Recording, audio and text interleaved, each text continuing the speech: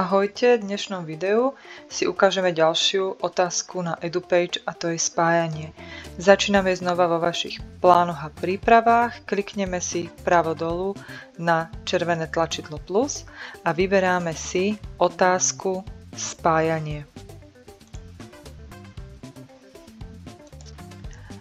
Zase si vytvoríme pár úloh z rôznych predmetov, takže prvá úloha bude z fyziky, kde budeme vytvárať spájačku, kde budeme spájať názov fyzikálnej veličiny s jej značkou. Takže sem si napíšem sila a k nej si dáme správnu značku. V ďalšom si dám práca, k nej si dám správnu značku, výkon a rýchlosť.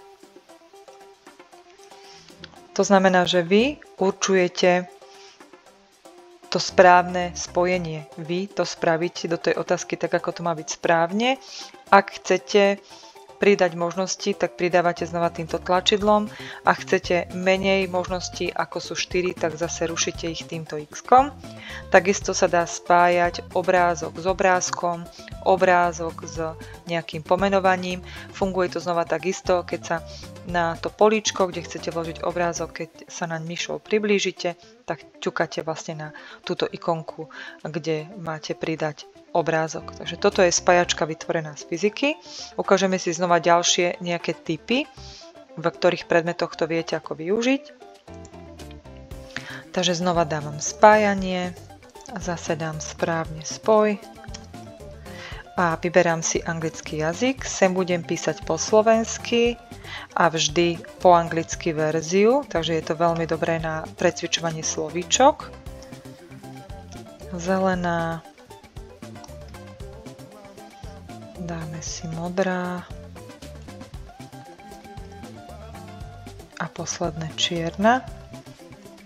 Samozrejme, čo tam dáte je na vás, tam akékoľvek slovíčka, ktoré teraz žiakov učíte, tak viete si sem nahodiť a viete im to dať na preopakovanie, či už na domácu úlohu alebo počas hodiny. Poďme si ďalšie, teraz ukážeme na literatúru. Zase dáme správne spoj. Budeme dávať meno autora s jeho dielom. Takže dám Pavol Orsach Hviezdoslav, k nemu dáme Hajníková žena, ďalšieho dáme Jozef Gregor Tajovský, k nemu si dáme Maco Mlieč a toto znova je na vás. Práve to, čo teraz preberáte, potrebujete s nimi preopakovať, tak vlastne tých autorov tam dáte. Takže takto dokážete vytvoriť otázku z literatúry. A poďme ešte skúsiť s obrázkom. Bude to z matematiky. A budeme pridávať, ja mám pripravené zase obrázky, takže sem si kliknem na pridať obrázok a idem si vybrať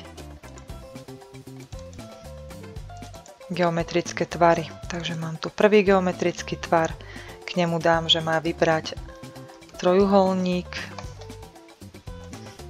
ďalší tvar, to bude štvorec, takže toto je s kľudom aj na prvý stupeň. Dá sa to aj na telesa vybrať, na čokoľvek, čo budú spájať. Takže obdĺžnik. A ešte som si pripravila kruh. Takže týmto spôsobom vy tam dokážete dať aj geometrické tvary. No, skúsime dať uložiť, zatvoriť a poďme skúsiť si tieto úlohy teraz pozrieť z pohľadu žiaka.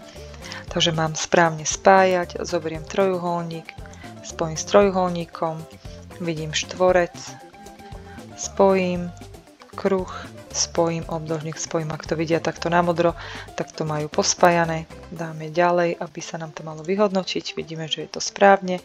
Zase tu teraz to spravím tak, že dám tam aj nejaké zlé odpovede, aby vlastne sme videli, čo to spraví, keď odpovieme zle. Takže ukáže, že tieto dve boli prehodené, že tieto sú není správne. Tu nám máme zase farby, takže biela, zelenú mám green, modrá, čierna. No a posledné máme, takto je spájačka fyzikálnych veličín, takže prvá je práca, spojím dvojité V a tieto napríklad prehodím, že dám ich opačne.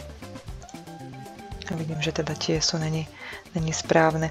Takže toto je veľmi dobrá úloha, často ju využívam aj napríklad na teóriu.